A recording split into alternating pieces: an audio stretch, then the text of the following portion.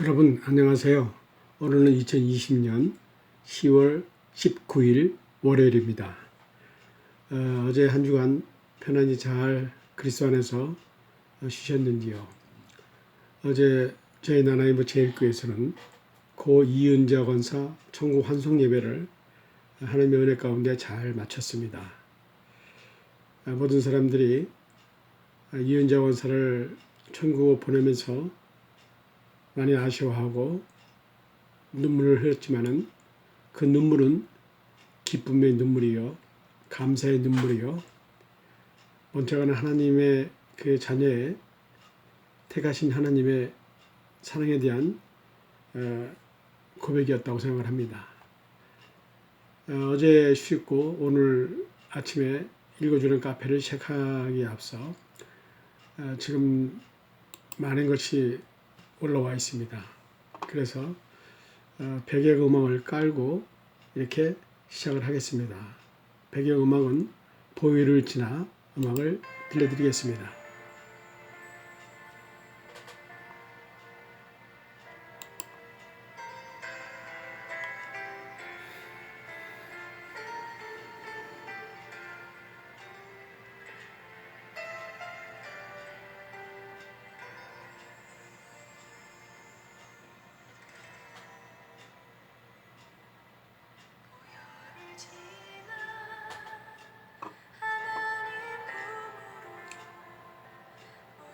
네, 첫 번째 알림 게시판 방을 열어보겠습니다. 고 이은자 권사 천국 환송 예배라는 글이 올라와 있습니다. 이은자 권사님께서 주님의 부르심을 받아 영원한 본향 그리던 천국에 입성하였습니다. 위안 말기에 판정을 받고 기도원에서 하나님의 약속대로 고침을 받았지만은 개인의 관리 부족으로 재발되어 지난 5월 28일에 하나님께서 불러가셨습니다. 사랑하는 제일교회 가족들과 주위에 중보기도 해주신 모든 분들께 감사하고 특히 하나님의 영광을 올리지 못해서 죄송하다고 이렇게 이은자 권사께서 고백을 했습니다. 하나님께서 너희 생각과 나의 생각은 다르다라고 말씀하시면서 위로해 주셨습니다. 여러분을 만나서 행복했고 고마웠습니다. 여러분, 우리 이 다음에 천국에서 다 만나기를 바랍니다. 네, 감사합니다. 출석 인사 샬롬 방을 열어보겠습니다. 주님 항상 지켜주셔서 감사드립니다. 오직 예수님만 사랑합니다. 아멘. 감사합니다. 할렐루야. 햇살 가득히 창가를 뚫고 들어온 가을 날씨, 문제도 시원하게 해결받는 가을 날씨가 되시기를 간절히 바랍니다. 오늘도 기쁘고 즐겁고 행복 가득한 회원님들 되시기 바랍니다. 건강하세요. 감사합니다. 네, 감사합니다. 예배 가운데 성령님의 기름 부으심을 허락하여 주시옵고 살아계신 하나님을 만나며 그 음성을 듣는 거룩하고 복되고 귀한 은혜의 시간이 되게 하여 주시옵소서. 네, 감사합니다. 오늘은 10월 셋째 주일입니다. 성령 충만, 은혜의 충만, 감사가 충만하기를 바랍니다. 네, 감사합니다.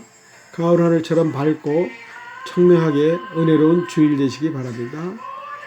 좌우로 흔들리지 않도록 성령을 부어주셔서 속사람을 강건케 하여 주셨기를 바랍니다. 행복하고 감사가 넘치는 주일 보내시길 바랍니다. 일교체가 크네요. 감기 안 걸리고 코로나도 종식되기를 간절히 바랍니다. 감사합니다. 이렇게 한주 메모장에 올라와 있습니다. 은혜로운 말씀, 간증 말씀을 보겠습니다.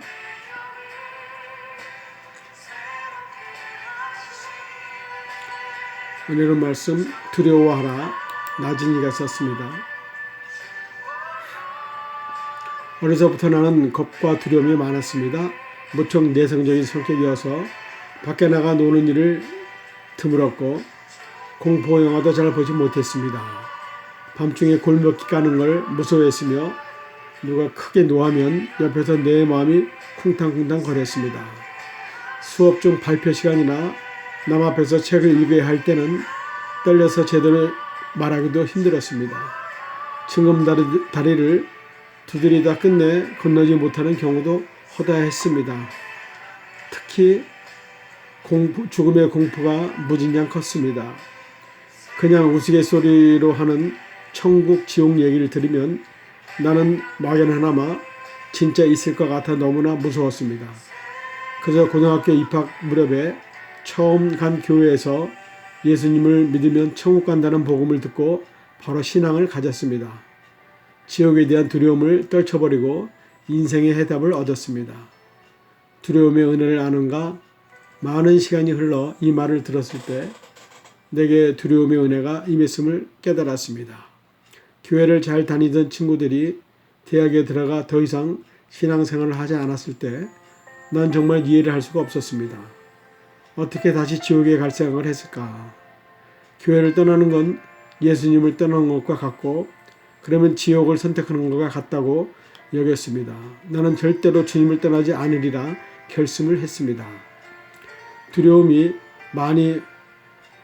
많아 오히려 주님을 꼭 붙들며 살게 하셨으며 그게 은혜였습니다.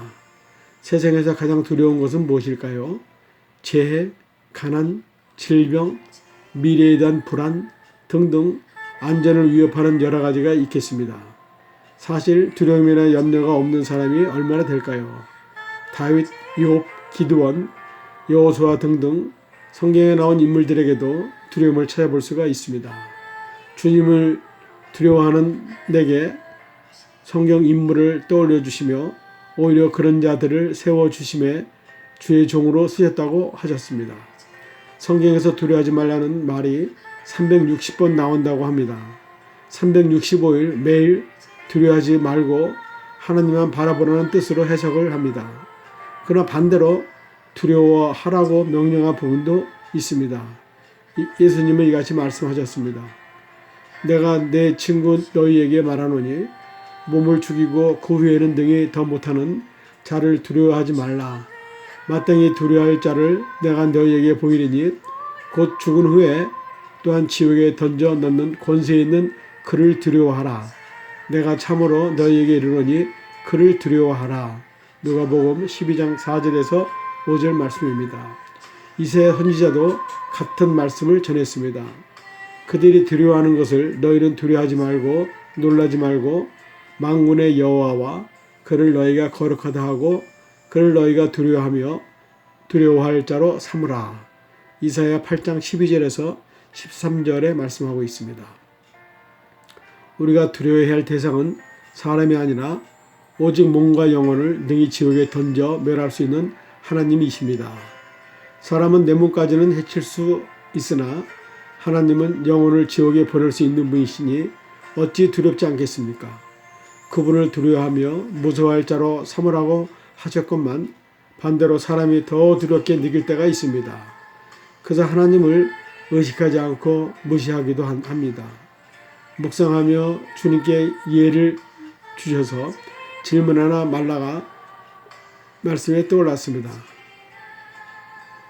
내 이름을 멸시하는 제사장들아 나 만군의 여호와가 너에게 이르기를 아들은 그 하나님을 종은 그 주인을 공경하나니 내가 아버지일진데 나를 공경함이 어디 있느냐 내가 주인일진데 나를 두려워함이 어디 있느냐 하나 너희는 이르기를 우리가 어떻게 주의 이름을 멸시하나이까 하는도다.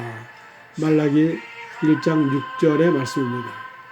그 당시 제사를 드리며 더러운 제물을 바친 제사장들에게 진노하시며 하나님은 성전문을 닫을 자가 있으면 좋겠다고 하셨습니다.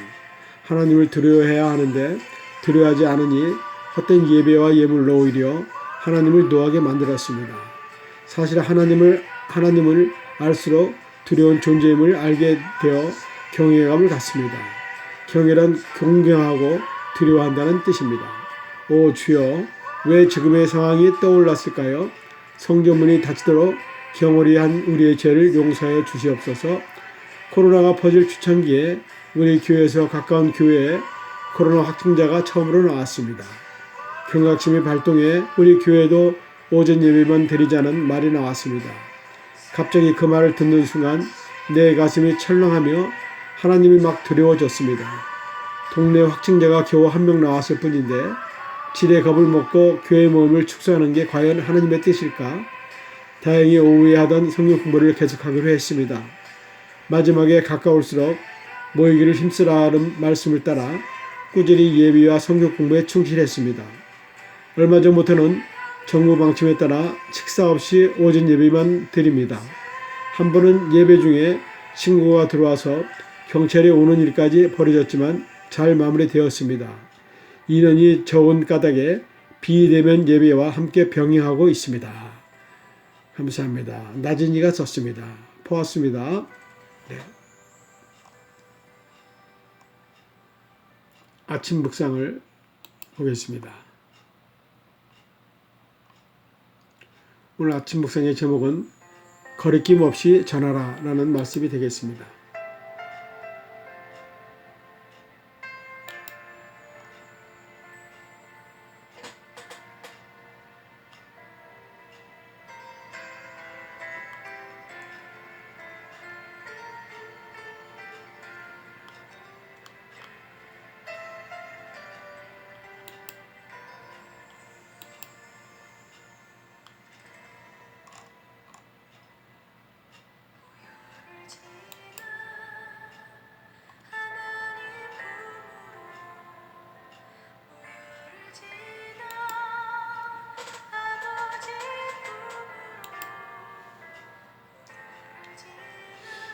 네, 오늘 본 말씀은 사도행전 24장 10절에서 23절 말씀입니다. 그들의 기다리는 바 하나님께 향한 소망을 나도 가졌으니 곧 의인과 악인의 부활이 있음이니라 함이니라. 묵상 내용을 보겠습니다. 바울은 예루살렘에서 무리를 선동한 적이 없습니다. 유대인을 소유케 한 적도 없습니다. 당연히 그에 대한 증거는 없습니다. 바울은 벨릭스 총독에게 그 지점을 언급하며 자신을 고발한 사람들이 나사렛 이단의 우두머리로 자신을 고발했다는 점을 환기했습니다. 그런 다음 바울은 자신이 유대교의 이단이 아니라는 것을 대하여 조목조목 설명하기 시작했습니다. 자신은 유대인들이 하나님을 섬기는 것과 다르지 않게 하나님을 섬기며 민족을 구원하고자 구제하고자 노력했으며 하나님의 제물을 드리려고 기욱했습니다. 성전에서 정결 예식을 행하였다고 차분히 자신을 변호했습니다.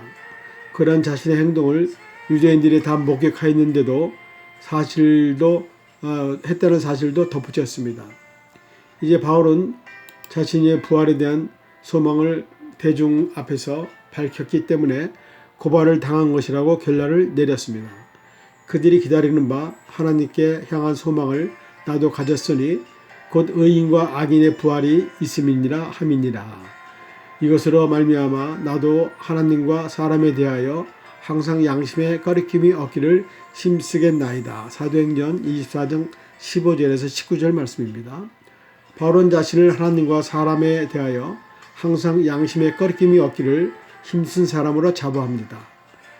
바울의 이 같은 거리낌 없는 태도와 확고한 신앙을 벨릭스 총독은 알아보았습니다. 그래서 그는 부하들에게 명령했습니다. 바울을 가두어 지키되 자유를 주고 친구들이 그를 돌보는 것도 막지 말라고 말입니다. 이같이 거리낌 없는 태도와 당당한 신앙을 지닌 사람은 무려 신앙이 없는 사람도 그를 알아보며 인정할 수밖에 없습니다. 오늘의 기도. 주님, 부활 소망을 가지게 하소서. 언제든지 양심에 거리낌 없이 복음을 전할 준비를 갖추고 있겠습니다. 감사합니다. 아멘. 성경 한 절 쓰기를 보겠습니다. 너는 진리의 말씀을 옳게 분별하며 부끄러울 것이 없는 일꾼으로 인정된 자로 자신을 하나님 앞에 드리기를 힘쓰라. 디모데후서 2장 15절 말씀입니다. 감사합니다. 나의 힘이시여 내가 주를 찬송하오리니 하나님은 나의 선생이시며 나를 긍휼히 여기시는 하나님이십니다. 시편 50편 17절 말씀입니다. 여호와는 나의 목시시니 내가 부족함이 없으리로다. 그가 나를 푸른 초장에 누이시며 쉴만한 물가로 인도하시는도다. 내 영혼을 소생시키고 자기 이름을 위하여 의의 길로 인도하시는도다. 내가 사명의 음침한 골짜기로 다닐지라도 해를 두려워하지 않는 것은 주께서 나와 함께 하시니라. 주의 지팡이와 막대기가 나를 안위하시나이다. 주께서 내 원수의 목전에서 내게 상을 베푸시고 기름으로 내 머리에 바르셨으나이 내 장이 넘쳐나이다. 나의 평생의 선하심과 인자하심이 정녕 나를 따르리니 내가 여호와의 집에 영원히 거하리로다. 시편 23편 말씀입니다. 내가 만일 내 입으로 예수를 주로 시인하며 또 하나님께서 그를 죽은 자 가운데서 살리신 것을 내 마음에 믿으면 구원을 받으리라. 로마서 10장 9절 말씀입니다. 그래서 예수의 사람들은 육체와 함께 그 정욕과 탐심을 십자가에 못 박았느니라. 만일 우리가 성령으로 살면 또한 성령으로 행할지니 헛된 영광을 구하여 서로 노예게 하거나 서로 투기하지 말지니라. 갈라디아서 5장 24절에서 26절 말씀입니다. 여호와를 경외하는 것은 악을 미워하는 것이라. 나는 교만과 거만과 악한 행실과 폐역한 입을 미워하느니라. 잠언 8장 12절 말씀입니다. 저가 또 우리에게 새 언약과 일꾼 되기에 만족해 하셨으니 의문으로 하지 아니하고 오직 영으로 함이니 의문은 죽은 것이요 영은 살리는 것임이라. 들에 써서 새긴 죽게 하는 의문의 직분도 영광이 있어 이스라엘 자손들의 모세의 얼굴을 없어질 영광을 인하여 그 얼굴을 주목하지 못하였거든 하물며 영의 직분이 더욱 영광이 있지 아니하겠느냐. 정죄의 직분도 영광이 있은즉 의의 직분은 영광에 더욱 넘치리라.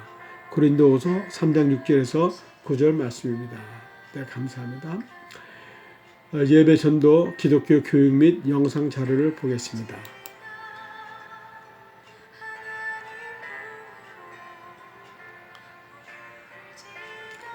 전도는 무엇을 전해야 합니까? 전도는 무엇을 전해야 합니까? 물론 복음을 전해야 합니다. 복음은 하나님께서 우리를 사랑하신다는 그 말씀입니다. 예수님은 하나님의 아들이시라는 말씀이십니다. 사람들은 죄인으로 죄 때문에 죽고 심판이 있다는 것입니다. 예수님의 죄인인 사람들을 위하여 성령대로 십자가에 달려 돌아가신 것입니다. 예수께서 우리를 위하여 다시 사셨다는 것입니다. 나는 예수님을 나의 구주 주님으로 모셔 드려야 한다는 말씀입니다. 확신과 성장을 촉구하는 말씀을 전해야 합니다. 네, 감사합니다. 삶의 예배 필립 얀시라는 분이 썼습니다. 좀 긴데 이거는 여러분들이 들어와서 직접 보시기 바랍니다. 조응을 나눈 방을 보겠습니다.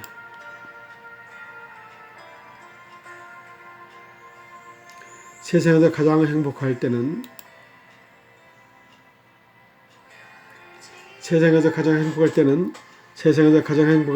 친구를 사랑하는 마음이 남아있을 때이고 세상에서 가장 울고 싶을 때는 친구가 내게서 떠날 때입니다. 세상에서 가장 미워하고 싶을 때는 친구가 점점 변해갈 때입니다. 세상에서 가장 두려울 때는 친구가 갑자기 차가워질 때입니다. 세상에서 가장 비참할 때는 친구가 나의 존재를 잊으려고 할 때입니다. 세상에서 가장 웃고 싶을 때는 친구가 즐거워하는 모습을 볼 때입니다. 세상에서 가장 고마울 때는 친구가 나의 마음을 알아줄 때이고 세상에서 가장 편안할 때는 친구가 내 곁에 머물러 있을 때입니다. 세상에서 가장 다정스러울 때는 친구가 나의 이름을 불러주었을 때입니다. 세상에서 가장 믿고 싶은 것은 친구가 나를 사랑하는 마음입니다. 세상에서 가장 친근하게 느낄 때는 친구의 손을 잡아주고 마주 앉아 있을 때입니다. 세상에서 가장 외로울 때는 친구가 내 곁에 없다고 생각할 때입니다. 세상에서 가장 바라고 싶은 것은 친구의 마음속에 내가 영원히 간직되는 것이며 마지막으로 세상에서 가장 사랑하는 것은 바로 내가 사랑하는 나의 친구 이 글을 읽는 바로 당신입니다. 감사합니다. 오늘은 여기까지 하겠습니다. 제가 어제 너무 늦게 자는 바람에 아침에 일어나서 하려니까 많이 피곤합니다. 여러분들 재미있는 글, 그 다음에 재미있는 동영상, 생활정보, 좋은 글 많이 들어와 있는데요. 왜냐하면 어제 주일하고 오늘 거 아침에 이렇게 올라온 것을 다 여러분들에게 소개하려고 하니까 너무 많아서 다 하지 못하고 있습니다. 여러분들이 저희 카페를 찾아오셔서 읽어보시고 많이 은혜 받으시기 바랍니다. 오늘은 여기까지 하겠습니다. 오늘 10월 19일 오늘도 아침에 여러분들에게 복된 소식을 전합니다. 오늘 하루 복되고 즐거운 하루 되시길 간절히 바랍니다. 오늘도 주의 이름으로 승리하시길 바라면서 이만 여기서 안녕을 구합니다. 여러분 내일 뵙겠습니다. 감사합니다.